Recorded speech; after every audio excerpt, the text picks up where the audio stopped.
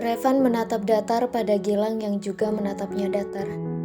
Revan bangkit dari duduknya, lalu berjalan mendekat pada Gilang atau lebih tepatnya rivalnya sekarang. Revan berdiri di hadapan Gilang dengan tangan yang terkepal kuat.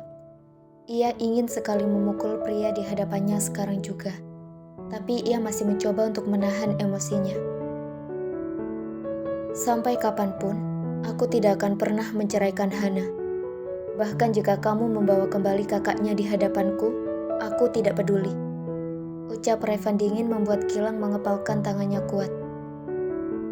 Om harus ingat, jika Hana sama sekali tidak menyukai Om. Dia pacar aku, Om. Pacar keponakanmu sendiri. Teriak Gilang dengan amarah dan sedetik kemudian sebuah bogem mentah mendarat di pipinya. Buk! Gilang mundur beberapa langkah saat Revan melayangkan bogem mentah di pipi kirinya. Kau harus ingat ini, Adit. Dia adalah istriku. Aku tidak peduli dengan hubungan kalian sebelum menikah denganku.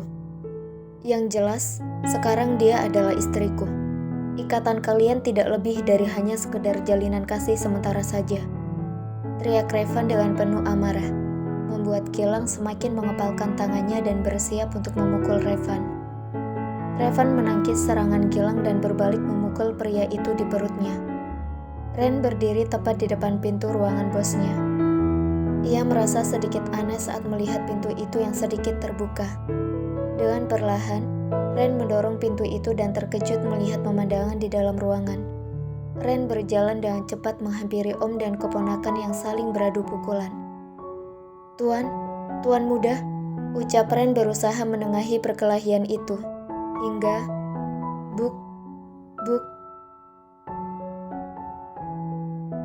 Revan menatap datar pada sekretarisnya yang kini berdiri di hadapannya dengan kedua pipi yang lebam, terkena pukulan Om dan keponakan itu. Pergi dan obati ke dokter, ucap Revan datar, lalu berbalik dan duduk di kursi kebesarannya. Gilang sudah pulang tadi, saat tanpa sengaja memukul Ren yang berada di tengah-tengah antara dirinya dan Revan. Ren menghembuskan nafasnya, lalu menatap wajah atasannya yang terkena satu pukulan dari keponakannya. Saya akan membawa sesuatu untuk lebam di wajah Anda, ucap Ren lalu berbalik untuk pergi mengambil sesuatu yang akan mengurangi lebam di wajah bosnya. Tidak perlu, kau obati saja lebam di wajahmu itu, tita Revan tanpa melihat Ren. Baik tuan, ucapnya pasrah, lalu berjalan keluar dari ruangan bosnya itu.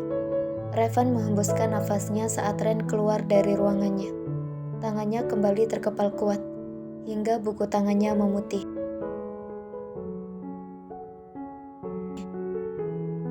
Percuma kalian berpacaran selama 5 tahun lebih. Jika memang kalian tidak ditakdirkan bersama, maka semua itu hanya menjadi kenangan. Hana adalah istriku, dan tidak akan pernah menjadi mantan istri, ucap Revan dengan rahang yang mengeras karena emosi. Hana, Dea dan Bella tengah duduk di salah satu meja di dalam kantin. Dea dan Bella menatap Hana yang sedari tadi terdiam tanpa berniat untuk berbicara sedikit pun. Han, kamu baik-baik saja? Jika ada masalah, cerita pada kami. Mungkin kami bisa bantu, ucap Dea dengan menatap Hana sedih. Ia tidak ingin sahabatnya itu murung, karena itu sama sekali tidak seperti Hana yang ia kenal. Aku harus apa, Dea?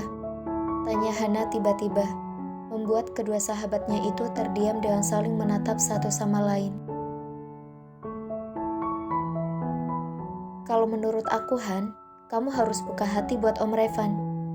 Biar bagaimanapun dia sekarang suami kamu. Jadi sudah sewajarnya jika kamu menuruti semua yang ia bilang.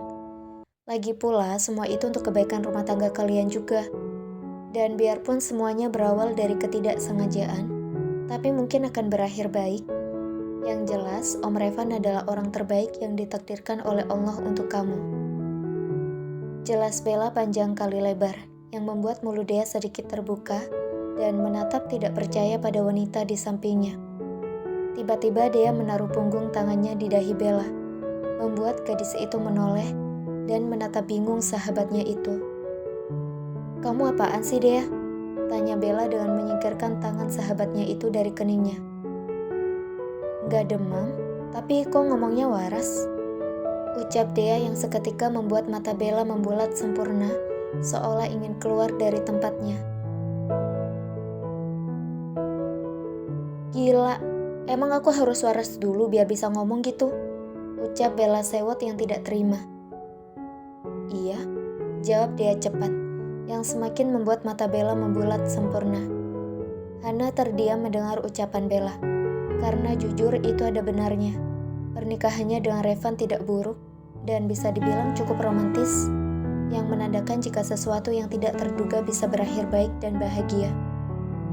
Hana menghembuskan nafas panjang, dan seketika membuat Dea dan Bella menatapnya penuh tanda tanya. Han, kamu kenapa? Tanya Dea khawatir dengan sahabatnya itu. Tidak apa-apa, makasih ya Bel, ucap Hana dengan senyum di wajahnya.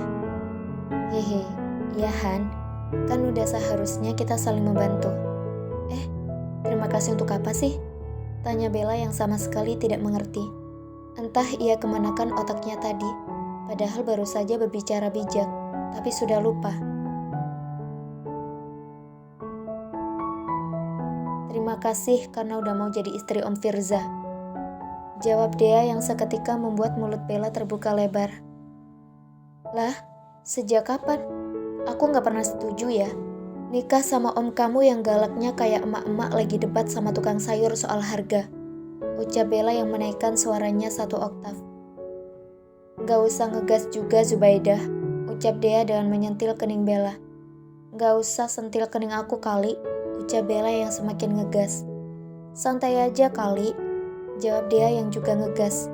Hana menatap datar kedua sahabatnya itu. Baru saja tadi akur, sekarang malah bertengkar lagi. Hana menepuk keningnya pelan melihat hal di depannya. Pukul 3.45 siang. Dea dan Bella menatap Hana dan Revan yang berjalan mendekat ke arah mobil pria mapan itu. Dea dan Bella bertukar pandang satu sama lain, lalu berjalan pelan untuk pergi ke kafe yang tidak jauh dari sana, sembari menunggu jemputan mereka. Dea, panggil Bella di tengah perjalanan mereka menuju ke kafe yang tidak jauh dari kampus mereka. Apa? Jawab Dea malas dengan pandangan fokus ke depan. Kamu kapan nikah? Tanya Bella tiba-tiba, membuat Dea menghentikan langkahnya dan menatap sahabatnya itu. Kamu ngomong apa sih? Gak jelas banget deh, ucap Dea ketus lalu kembali melangkahkan kakinya.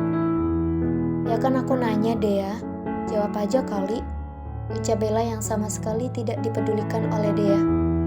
Hening kembali melandai hingga mereka tiba di kafe itu. Dengan cepat, mereka masuk ke dalam kafe dan mendekat ke arah salah satu meja di dalam kafe itu. Bella dan Dea memesan minuman pada pelayan kafe, lalu kembali fokus pada urusan masing-masing. Dea fokus pada ponselnya, dan Bella yang fokus pada pikirannya. Tiba-tiba sebuah suara mengagetkan mereka berdua, dan seketika menoleh dan menatap ke arah pria yang berdiri di samping mereka.